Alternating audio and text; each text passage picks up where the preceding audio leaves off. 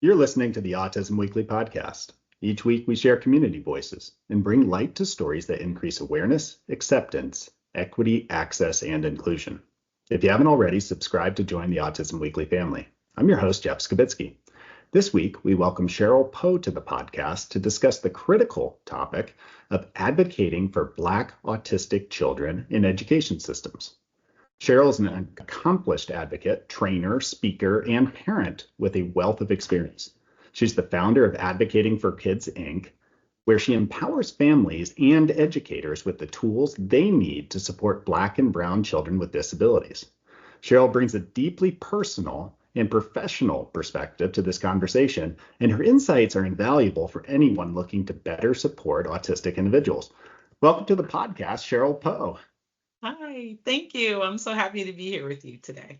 Well, I'm happy you're here as well. I think that this is going to be educative for a lot of people because from the way I've seen the history of trying to be able to really strengthen services for Black students in the school education system and clinically, is that this is something that maybe we're getting better at, but we're still not great. And I think the more that we can talk about it, the more that we can challenge some of the current assumptions, the better we're going to be. But before we go there, you've put so much effort, so much time in educating others and empowering yourself. That comes with passion. That comes with a desire. What brought you into the field of advocating and specifically with autism? Well, it was a journey that I was unexpected, right? My initial idea, I always remember growing up, I wanted to be a therapist or a social worker. I like had that desire to want to help and support others. And I guess life just threw me a curveball. And I will say it probably started right around the time I just completed my master's degree and I had started having children, and my oldest son, who is now an adult, showed some signs of having some developmental delays at first, just not speaking when within the milestone requirement, showing a lot of tactile defensiveness around clothing or socks or touching certain items. So I was fortunate enough to get him in early intervention programs, which kind of like help with the speech. But at that time, no one mentioned the word possible autism. It was, oh, he's just not speaking, or oh, he just needs to be exposed to these textures. So we went through all of those processes. Then when he hit school, public school age, that's really when my whole life changed. Really dealing with knowing my child needed some more supports than just what he was receiving in general education. And then going through the special education process as a Black woman for a Black male child in a predominantly white school. So first of all, you have all of those kind of old ancestral beliefs and fears that my child's not going to get seen as a valued individual in our public education, first of all, because he's Black and male. But then when you add the intersectionality of a disability, you're just like almost petrified to know what to do. But I believed in supports. I believed that special education could help. And I started advocating for my child. And the reason why I am the advocate and the passion that you'll see in this conversation and just in my work overall was a trauma experience that I had. I had a white speech pathologist try to convince me in a one-to-one meeting that my child did not need speech language services supports, even with a diagnosis of being on the spectrum or having autism. But it was me speaking Black English to him at home, and I was confusing him for when he came into school. And I remember just that that hurt that this woman, white woman, felt it was okay to use my race or what she thought my race did as something to harm my child, not to be able to speak, articulate, or understand pragmatics. So for me, it was anger. It was jump across the table or strangle her, or just collect some data and learn as much as I can learn about what does autism look like in a Black male student? What is our society saying about autism for Black families at that time? Because like I said, my child's older now. He's in his late Mm-hmm. 20s. I'm aging myself. So for me, getting into advocacy overall was based out of trauma. Understanding and knowing that the needs around the Black autistic child were important, and understanding when information was out there was because my son was diagnosed with autism. And then I guess C, just being myself. I'm a late. I was in high school when I was diagnosed with ADHD, combined type. So, also just understanding my disability and what I needed, and now having to shift and learn what autism was and what it looked like in my community, because a lot of the research and the information that was put out about autism, especially in the early 2000s, really didn't include a diverse lens. Mm-hmm. So, learning through experience, I felt like I had to. If I believed, and I did, and I continue to believe, that a disability does not mean you can't be successful in life. A disability doesn't mean you can't go to college or a trade school or live independently or get married and do all these wonderful things. You have to make sure your child is getting the support and the skills that they need to be able to experience that. Mm-hmm. So I just, I guess it was a calling. This is what I was supposed to do, because it wasn't what I had planned or had really spent a lot of money to go to college for to learn to do. But fortunately, urban education, and also looking, my post grad work was in counseling and like therapy, psychotherapy, and things, that there was a nice bridge, right? Yeah. Because it's a neurodivergent, right? It's about how your brain works, and Mm-hmm. understanding that, I think, is important. Yeah, and just the ability to explore perspectives and to understand and kind of take that step outside of yourself and kind of understand where somebody is coming from. That story that you just shared it's absolutely horrible that would be any assumption that would come out of somebody who's trying to be able to be in the service community, who's out there Yes. to advocate. They should be advocating in the same way that you are for your child in their environment. When I talk to a lot of families, and Black families in particular, is that oftentimes that same inability to get the appropriate diagnosis early is a huge barrier. And sometimes it's because of faulty assumptions, like, well, the behavior is because of the environment, or Right. it's because of the learned, like you said, well, the language developed wrong because you talked to your child inappropriately in the house. I mean, it's these faulty assumptions that are labeling cultures Yes. inappropriately are causing Yes. kids not to get the treatment they need. What else are you hearing from families that are those inherent barriers to being able to access even the beginnings of treatment, which would be the diagnostic piece? Right. Access to accurate information about what autism is something that I'm seeing consistently. Things that parents are saying, the misdiagnosis of the child, and studies support the idea that Black students are quicker to be labeled as oppositional defiant disorder, Mm-hmm. ODD, versus autism, right? Or emotionally disturbed versus autism, because there are oftentimes behaviors with the dysregulation that are associated with your autistic child.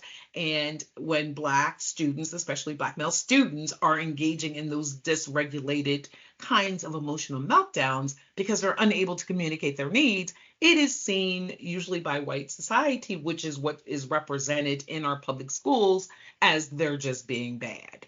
Mm-hmm. That's their behavioral kids. It's not a disorder. It's willful. It's intentional. They can change if they want to. They just choose not to.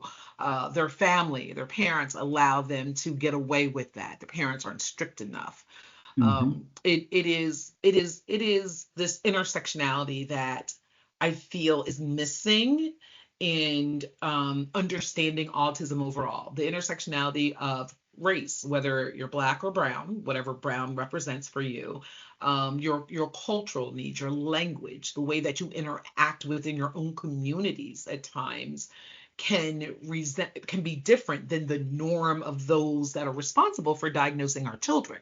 And Mm-hmm. instead of taking that into consideration, that's a barrier for us. Yeah. And we as Black people, we as that marginalized group, right, have to understand that we have to have that little extra backbone to push back. Because the other issue that we identify often is the Black community, marginalized communities don't feel comfortable speaking up in settings that are considered the professional, whether that's your therapist or your developmental pediatrician, that you're trying to communicate about what you're observing with your child and then pushing back when they say something that you know is not appropriate. Like, Mm-hmm. the speech pathologist telling me I'm speaking Black English. I'm like, what? Are you not listening to me? I'm not even from Virginia. I'm from up north. We all talk like this. This kind of notion, these preconceived notions. And we have to be able to learn how to push back against that Yeah. and say, no, this is what Mm-hmm. I'm observing in my child. From what I've read in the research, when other students do this, they are considered to, we can get additional evaluations to investigate that to see if this is autism and not Mm-hmm. just behavioral or willful or intentional. No, absolutely. And I mean, so where obviously there's a historical component to where that Yes. fear comes from wanting to be able to challenge when somebody is making these assumptions, or when they're stereotyping, or where they're not looking into the deeper facts of understanding who I am, what my culture is, and how my family operates. What is the immediate fear? Is there a fear that my child is not going to get the treatment because I voice up in an IEP to be able to advocate for my child? Is there a fear that it's going to be held against my child as far as, the appropriate level of care that they're going to getting, or that there's going to be a negative sentiment? What are some of the immediate sort of fears that somebody walks into those rooms to not be able to advocate for their child? Because parents know best oftentimes for their own Right. children. Those rooms aren't necessarily parent-friendly rooms. I mean, think about it, especially from a minority perspective. You're going into a room of, depending if it's an IEP team meeting and you're trying to get the school to evaluate your child, like 10, 13 people. A lot of times those people are white women in those rooms that are leading it. A lot of times they're not using parent-friendly language so that you may not understand what's being said. A big thing I hear is, oh, I don't want to look stupid. I don't want to ask questions. I don't want them to think I don't know or I'm not knowledgeable. Or parents will often reflect to me later, I really struggled in school myself. I never felt comfortable in school. I never felt safe in school. So now I'm in this setting, another school setting, and I'm again reflecting or feeling my own past trauma about being in those Mm-hmm. educational settings, right? So it is a wide range of, I think, past traumas and experiences about education that can really get in the way of marginalized, especially Black people, when it comes to public education and being in those spaces. The other piece is, we want, the narrative, the overall narrative about education in Black folks isn't a good one anyway. It's like, anytime you read a report, it's about the gaps that Mm-hmm. exist between, and we're not even just talking about students that are autistic. We're just talking Yeah. about general ed students overall. There's these huge gaps about how we perform, and then you want Mm-hmm. to add a disability on top of that, and it's just you're scared. You are Yeah. scared that this means your child won't be successful in life. You were scared that the hopes and the dreams that you had when you found out you were pregnant and you gave birth and your baby's thriving, and then something happens and that child is a different child. And those Mm-hmm. dreams, dealing with how do I let go of that sense of loss alone, Mm-hmm. right, is one aspect of it. So now I've dealt with that. Now, how do I now how do I maneuver through all the systems, through the doctors, through the therapists, through the school? Because once your child's identified, especially early on, it's not just school you're dealing with, right? You have to deal with your neuropsychologist or your developmental pediatrician, getting an appointment, Hmm. hopefully living in an area where you can actually access doctors that understand autism. That right Hmm. there for anybody can be difficult, right? Yep. There's not enough neurodevelopmental pediatricians out there that are in the communities overall. So like just accessing that. And if you're Hmm. on a public insurance, right? Then you have a longer wait list or you have less opportunities to access professionals that can really help your child. So there's a double whammy. You got the medical aspects that you have to figure out how to maneuver through. And then once you get that, right, now you got to get the school to kind Yeah. of want to acknowledge that it's autism and not something else. It's not Hmm. behavioral, it's not intentional, it's not purposeful, it's not oppositional defiant, it's truly autism, right? And then what are the services? Understanding once you have your child identified, what are all the services that are appropriate for students Yeah. that are on the spectrum when it comes to IEPs or Section 504s? So it's Yeah. an information overload and it's easy to tap out, right? Hmm. It's easy to say, you know what, these guys are the professionals. I don't really know if what they're doing is right, but I don't have the strength to learn everything I need to learn to figure out what to make sure that my child is getting what they need. Yeah. And then my experiences are when a crisis happens, that's really when our black families especially are, I gotta protect my child. Hmm. They're escaping, they're eloping, there's fear of harm. And then that can then be that motivator. Because unfortunately, I think when my experiences and experiences of parents that I work with, that's the motivator to say, no, I got to do more, I got to do better. Or Hmm. and another piece I hear and I love from a parent is like, I wish my mom would have advocated for me because I had these issues too and nobody was there for me and I'm not going to let that happen and I'm going to fight and I'm going to figure it out. So I see two. And even the Hmm. ones that are willing to fight and have the motivation, there then becomes right another gap. How do I find out about the intersectionality when it comes to advocating for my Black child that is autistic? Hmm. How do I make sure I have an advocate? How do I make sure I'm getting training that understands in my household, making direct eye contact and staring me in the eye or staring me in the eye of an elder? That's disrespect. Hmm. That's not a skill we work on. That's considered disrespect. Like, Yeah. how do I make sure that the services and the IEP goals and the kinds of social, pragmatic, or perspective taking pieces that are needed are culturally responsive to what Hmm. is acceptable in my community? Absolutely. And I Yeah. almost look at it as two different buckets, even though there's so much intermingling and blending of these buckets. But I look at the part that's community based, resource based.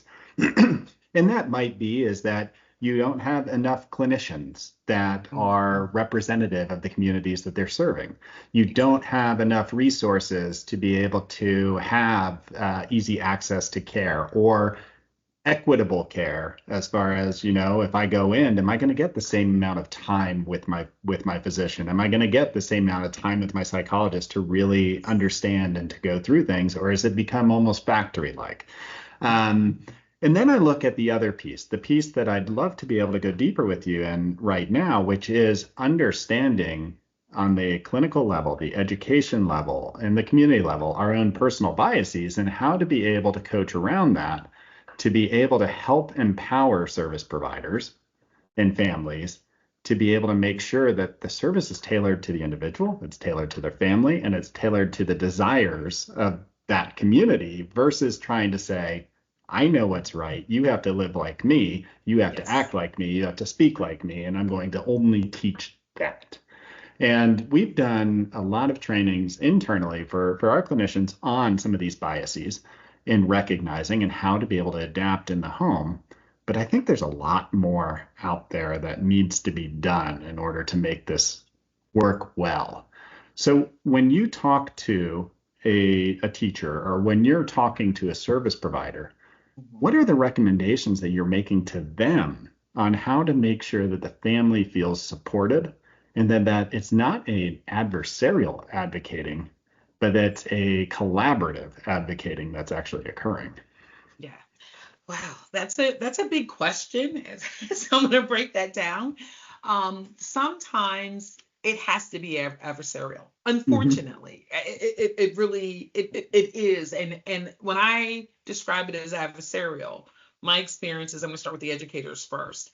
Is first of all, teachers like your general education teachers that then have students inclusion classes, students that have autism in there, right? They're not getting the training that they need, and that's not just, and that's before they get their degree, right? Yeah. There needs to be like less silos that exist and more collaboration, and so that there's common threads and themes, so that when you get that degree and you're going to school to be a teacher, that special education specific disabilities are taught and for the general ed teachers, people becoming teachers, as much as it is for the special education teachers. I Hmm. think that's a big piece. And then I also, and I'm very concerned with a lot of the rollbacks of the diversity, equity, inclusion, because a part of that then also has to be, we have to acknowledge that though we're all human,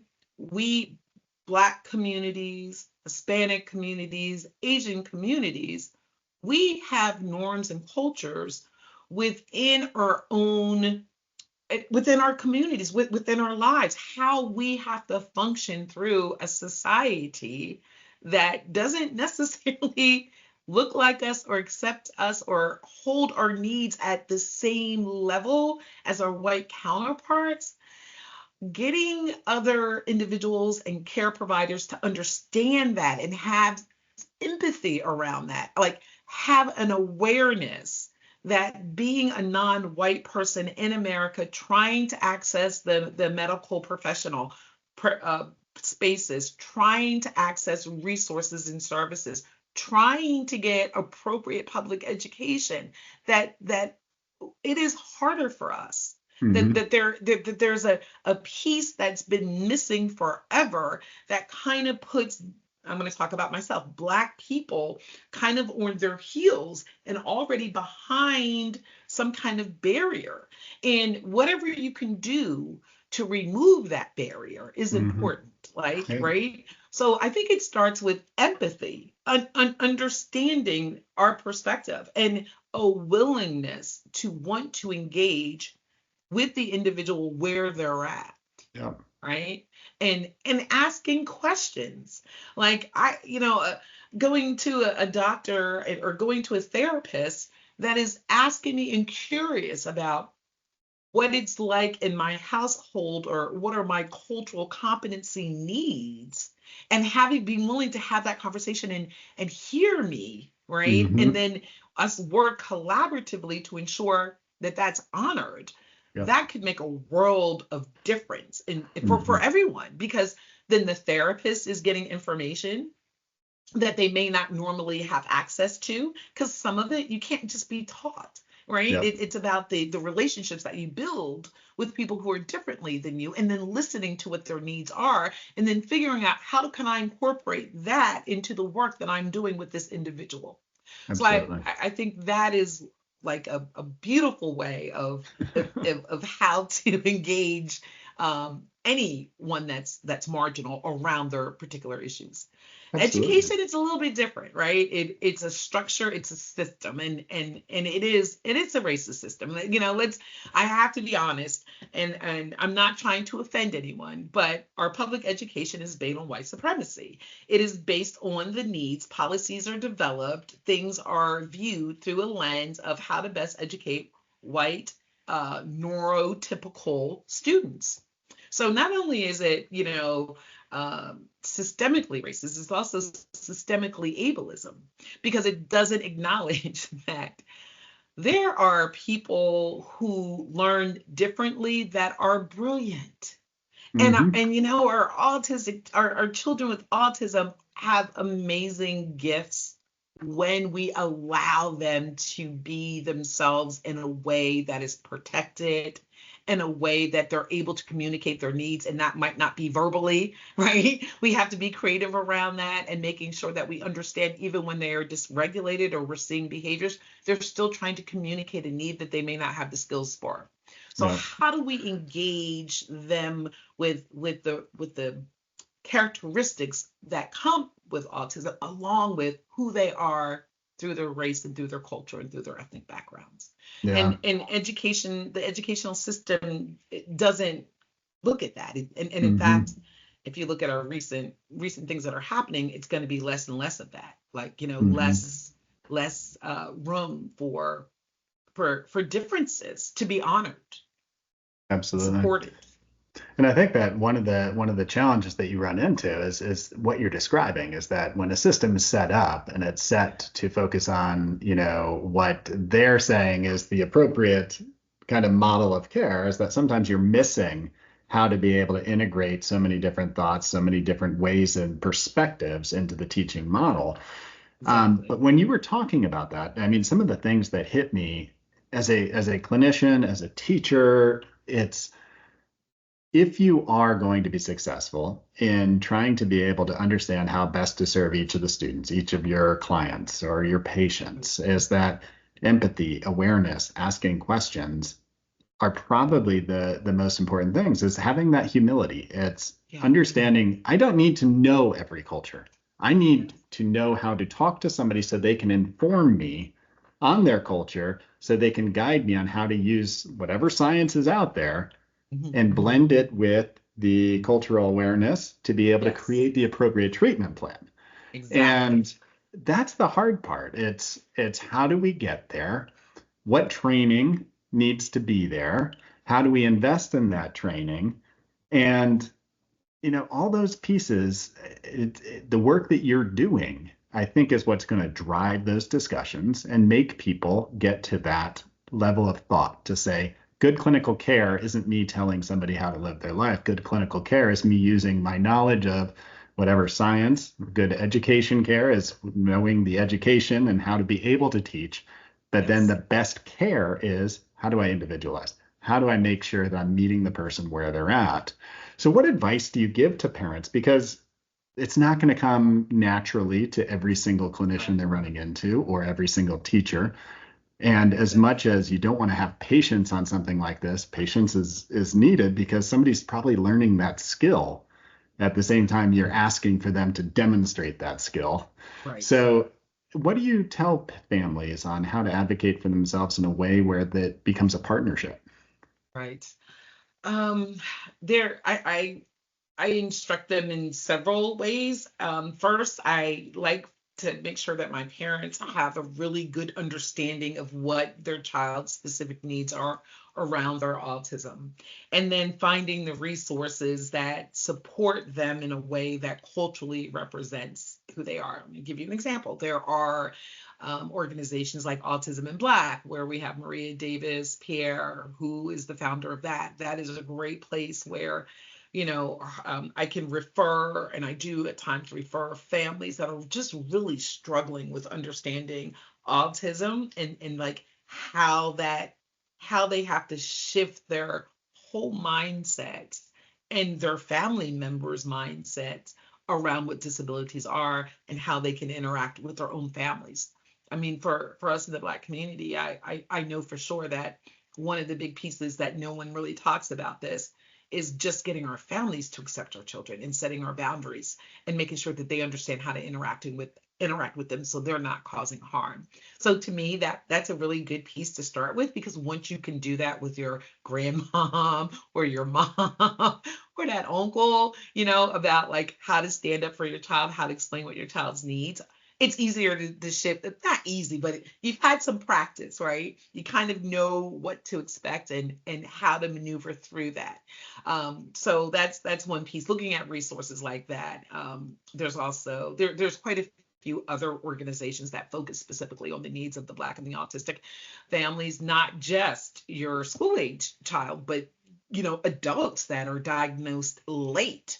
That's a big piece too, and them having those conversations with their family, and so looking at resources that really kind of focus on that, practicing your skills on standing up and advocating for your child and explaining who your child is with your family members and your immediate community.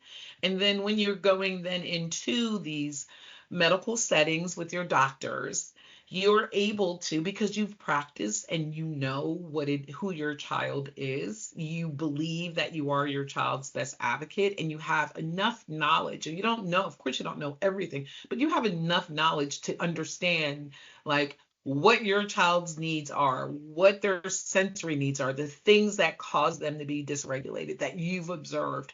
Um, Learning how to even observe your child and then give that information back to the therapist in a way that you can then work with them about.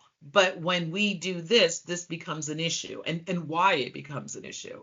So, Mm-hmm. it's about helping families. Even sometimes we practice, right? I'll get a parent that I've worked with for a year, and they've done it. They've advocated, they've done all this, and then they get stuck. Something throws them on their heels. And it's just reminding them and having them go back through, why do you think that this is important for the doctor to understand this about your child? How Mm-hmm. does this particular piece reflect your cultural needs? And how can we communicate that to the doctor so that they can integrate that as they're trying to help you? And if your doctor's not interested in that and your therapist isn't interested in that, I hate to say it, but yeah, there's been times when I said, you need a different therapist. Yeah. I know they're hard to find, and I know that, sometimes there's a wait list, but what's more important? Getting someone who is going to understand all aspects of your child, working with someone who wants to understand the needs in your home and in your community as it relates to your child's disability. Mm-hmm. To me, that's more important. And you can get some supplementary supports and, like I said, resources that may not be therapists, but resources that can kind of fill in that gap while you're identifying a therapist or a doctor that's going to respect you as a parent of a child that has a disability and who Mm-hmm. happens to be in a marginal group or minority. Yeah. No, and I mean, ironically, it's not how somebody performs in a clinic. It's not how somebody performs in a very controlled classroom. It's how somebody is able to take all these skills and bring it back to the community and use it well that Right. becomes important. And every community is different. So well in Right. every community is going to be so very different in how you're approaching it. You say that you sometimes practice this. And I don't know if this is something that is a good exercise to do or not. So I might be going down a road I don't want to, but I'd love to go back to the speech pathologist and their faulty assumption that speaking black is what causes your son to have any sort of speech delay.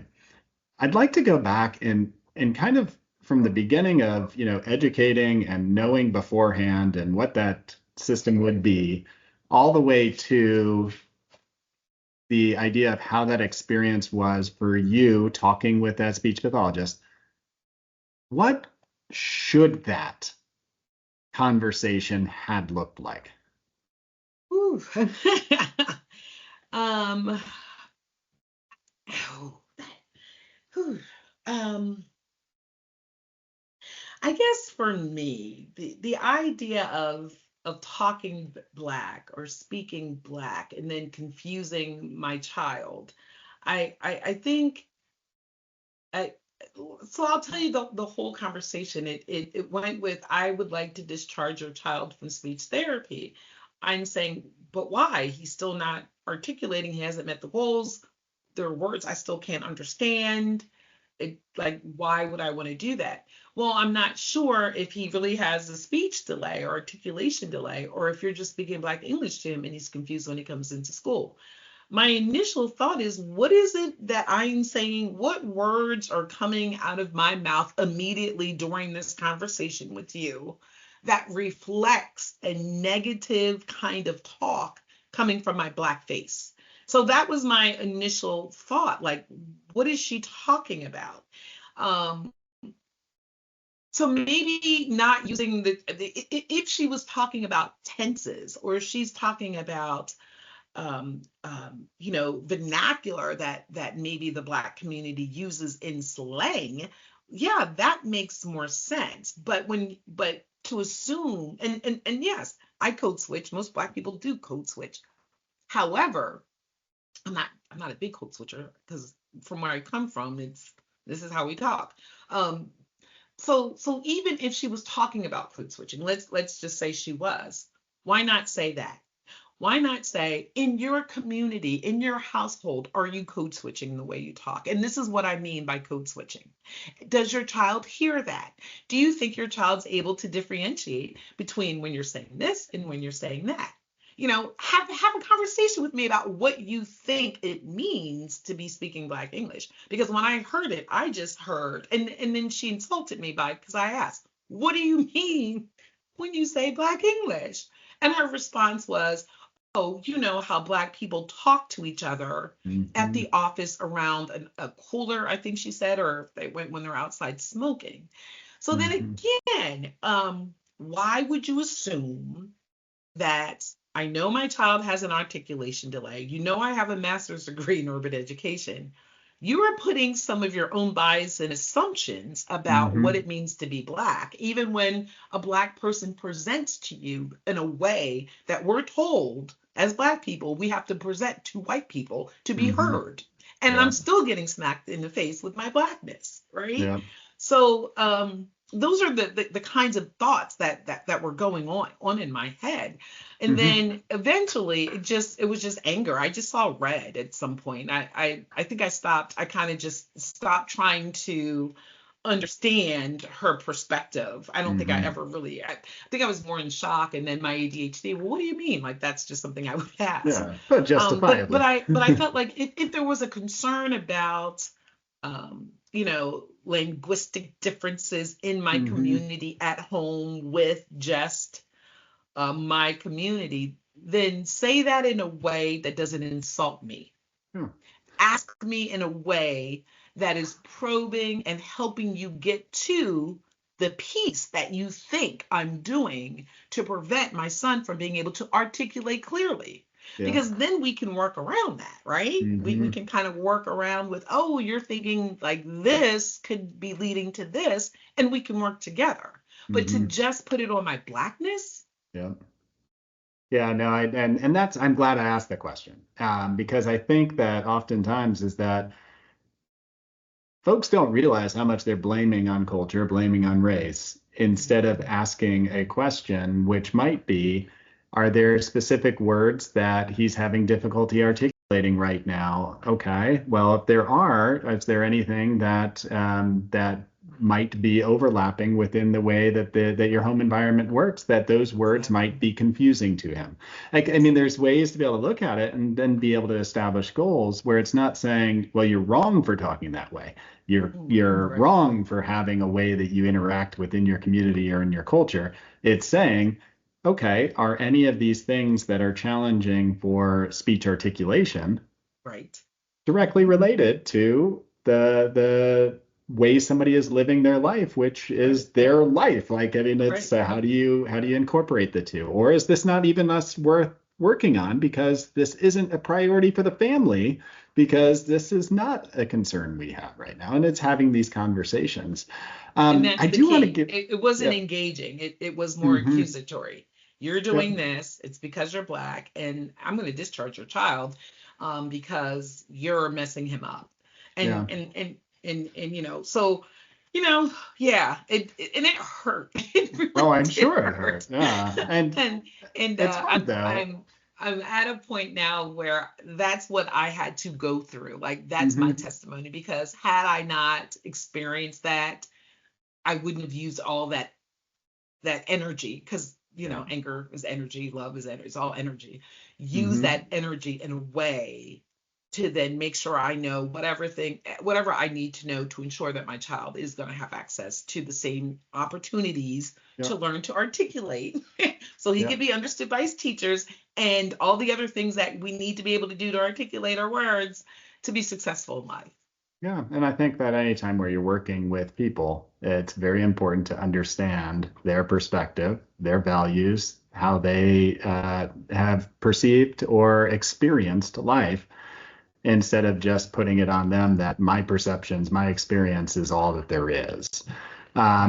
So I appreciate that, and quite frankly, I think that it is hard for people to admit that there are biases and that we all have Yes, them, we but all it's have them. challenging the fact that, okay, is my bias causing me to act or to communicate or to uh, put somebody in a bucket simply because of my own personal experience, my own personal bias, my own personal history, instead of saying, okay, how do I learn from this and empower the person that I'm actually working with right now and treat them as an individual the same way I should be treating everybody? Um, And, but I and have a and my question. question is that to me feels so basic, and I don't understand why that doesn't exist, especially when we're talking about taking care of children that are Hmm. vulnerable, right? Yeah. You almost expect, and maybe that's the naivety. I think that is something too that, people go into settings, Black people go into settings thinking, oh, I'm going to be able to get this help and support, but then find out that the system doesn't Hmm. really allow for that, Yeah. because then the systems are what become more important than the Yeah. individual. Absolutely. And it's also recognizing that none of us are infallible, is that we Right. all have beliefs that we need to challenge constantly in order to better ourselves. And that's kind of the part of the process. And it's accepting Right. it instead of being ashamed by it, Yes. just saying, okay, I have this bias. I need to challenge myself on this bias so that it does not rule the way I interact with people. So what is it that you think? I mean, when you're looking down the line, and you're looking at whether it's training or research or where we need to be putting our time and energy, what is it that you Oh. would be in your utopic world saying, Wow. why don't we put all of our emphasis into this bucket right now as we're looking at empowering Black and Brown students? Wow. I think training is huge, and it needs to start. And when I say training, I mean individuals, professionals that are responsible for diagnosing, treating, supporting, uplifting, believing in, educating Black students overall, with or without disabilities, really need a mind shift change and get rid of the old belief systems that Black families don't care about education or Black families don't care about their kids, because that's just not true. Hmm. Then we need to then so we get rid of that stereotype, and then we add the ableism, and make sure people understand what that means. The idea that just because a person has some kind of learning difference. I know we're talking about autism, but it's really a community for any disability, whether it's Hmm. ADHD. And reading is huge. Literacy is huge because, back in the day, we had anti-literacy laws where Blacks would be killed for learning to read. And now we have these reading gaps that exist forever. And how much is that playing into what is actually happening Hmm. now? So I think recognizing our history around education when it comes to educating non-white students, and reconciling that that was wrong, Hmm. and then learning how do we rebuild, how do we reshape, how do we reframe these conversations about race and learning, how do we reshape the conversations about disabilities and race or other things that influence or could lead to people's stereotypes and prejudice about one another, and just more of an emphasis on understanding the individual natures of individuals, and wanting to believe that everyone is trying to do the best that they can where they're at, and that they need supports, and they need supports from people that can experience empathy for that person's past trauma Yeah. that may in some way get in the way of them feeling comfortable interacting with you. Um, so I think everything goes back to training, opportunities to reframe the way that we see healthcare when it comes to disabilities and marginalized communities. And our educational system is just, it needs to be rebooted. Yeah. We need to acknowledge that that it's a system that doesn't serve us well. Because if you think about it and you look at the history of education, the way that it was developed and evolved was all around workforce and what the workforce needs and who believes who should be of higher tier and who should be doing the other work. And I think it just needs to be about opportunities for everyone to learn at the best ability that they can with the supports that they have and giving them more supports. I think educators need to be paid higher. I definitely think that we need smaller classrooms. I think that a lot of the sped ed services that kids get or need could be universal design, meaning it like everyone, you come to school, everyone from day one learns about the science of reading. If we just did that, then maybe we wouldn't have as many SLD reading disabilities because everybody's going to learn the science of reading. So even if you have a disability, it's not going to show itself because you learned, right? How to read, how to decode. Same thing with some of the sensory needs that we look at. I would say almost all of my students that I work with have some kind of sensory need and support on their IEP. Why can't that be universal? Why can't movement breaks be on like a part of every curriculum? Like, why do kids have to sit for that long period of time and just learn? And we're learning through technology too in so many ways. Like, I think like assistive technology, which is like using your Chromebooks and things like that. There's other pieces to it, but I'll use Chromebooks as a prime example. Um, think about how that universal shift has just changed because everyone has one now, and how the students that were having difficulties with the writing automatically have a resource at hand that can allow them in certain subject matters to show what they know because they can use the Chromebook to get their thoughts down, to help with some of the grammatical stuff, right? So we know that the child knows this information and they can give us this information using this device. Why can't that just be a part of what instruction is anymore? So yeah, those are just some of my thoughts. I've thought about this in great detail, can you tell? Well, I mean, there's so much out there. I mean, I think that you could talk for hours and hours on some of the things and initiatives. It's prioritizing them. And Yes, I love the yes. fact that we had this conversation because I think that, everything starts with a conversation. But what I think I like more is that you've took an actionable step and made action items out of this by developing your organization, Advocating for Kids Inc. And where can they get information? Where can they access you to be able to learn more about what they could be doing? Oh, so they can go to our website, www.adv, the number 4, kids with an S, inc.org. And people can go there and learn how to schedule a free consult with me for 15 minutes to kind of just discuss where you're at. Or they can also sign up for direct advocacy services. They can sign up for coaching services because we provide a lot of different supports. Not everybody's at the same space. Some parents just need someone to throw ideas at because, again, I believe that a parent is their child's best advocate. And a lot of times they have that information, they know it. They just need help with how to articulate it in a way that they'll feel that they're going to be heard. Right. So that's one piece. But we also provide direct advocacy services for some of our more challenging cases and experiences. Again, there's so much that the intersection of racism and ableism in our public school systems is so grand at times that I file systemic complaints. I have a systemic complaint out right now against our whole state of Virginia with the Office of Civil Rights because they failed to provide services to students with disabilities during COVID, students that could have really received it and could have had access to it. They just chose not to. I believe in fixing systems, even though I work with someone individually.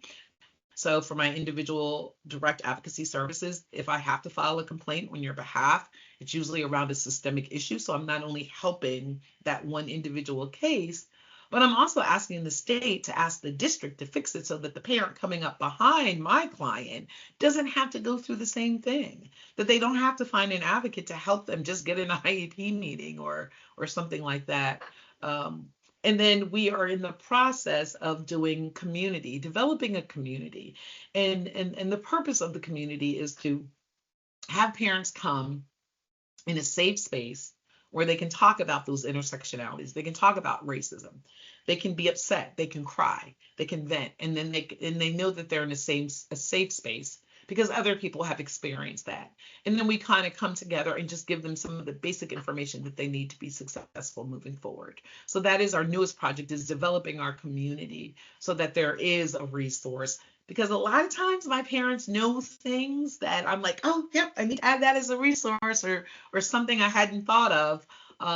Parents are just amazing when it comes to figuring out and navigating a system that's not really designed for them or us, and the ways that we have to maneuver, the creativity that we use to ensure that our kids are getting what they need. We are making history to some degree, right? Because there's not a lot of space for Black folks for this. When I went through my experience, I had to get an advocate at that point, and an attorney. And I had two attorneys, both of them were white. I was looking for an advocate. I could not find one. There were no, and I live in the Hampton Roads area. That's 7 cities. And not one Black advocate existed. So there was not representation. And that made it, so it was like, okay, I have to pay this advocate because I do know these pieces, but I also am in my own right training this advocate on, hold up, we don't do that in our house, the pieces about the community too. So having representation, people who look like you, and have those same shared experiences, I think are important and helpful. Absolutely. And Cheryl, I appreciate all that you've you see my puppy back there. I appreciate all that you've done. I appreciate the fact that it feels like this is still a starting point, is that you're going to continue to push and continue to advocate and empower others to do the same thing, which creates that village, that community of people that have a voice, which I think is even more important when you start having more and more people start to speak up on the things that are important. But and thank you for coming on today to share. Thank you for this too, because you're providing a platform where these kinds of conversations can be more mainstreamed. Because I think the more that people see, the races talk about how we can come together to work in a common good collaboratively, like we're role modeling that for the community. And I'm hoping somebody that watches this can see that they're, I'm talking about racism to a white man who is able to hear it and come back and say, yes, and what do we need to do to ensure that's not getting in the way? I think that's a very powerful message that we're doing. So thank you for inviting me to be here and having this, what could be considered a difficult conversation. No, it's my pleasure. And quite frankly, I always walk away feeling like I've been educated. And this is another opportunity for me. It's if we look at life and not realizing every chance we have, every conversation we have is a chance to learn and better ourselves, then we're missing out on something. So I'm glad that we had this conversation, and I appreciate you taking the time out of your day to be able to kind of share your message. So thanks so much, Cheryl. Thank you for listening to Autism Weekly. We hope you tune back in next week to learn more about autism in the real world. Autism Weekly is now found on all the major listening apps, including Apple Podcasts, Stitcher, Spotify, Amazon Music, and more. Subscribe to be notified when we post a new podcast. Autism Weekly is produced by ABS Kids. ABS Kids is proud to provide diagnostic assessments and ABA therapy to children with developmental delays like autism spectrum disorder. You can learn more about ABS Kids and the Autism Weekly podcast by visiting abskids.com. Thanks for tuning in. See you again next week.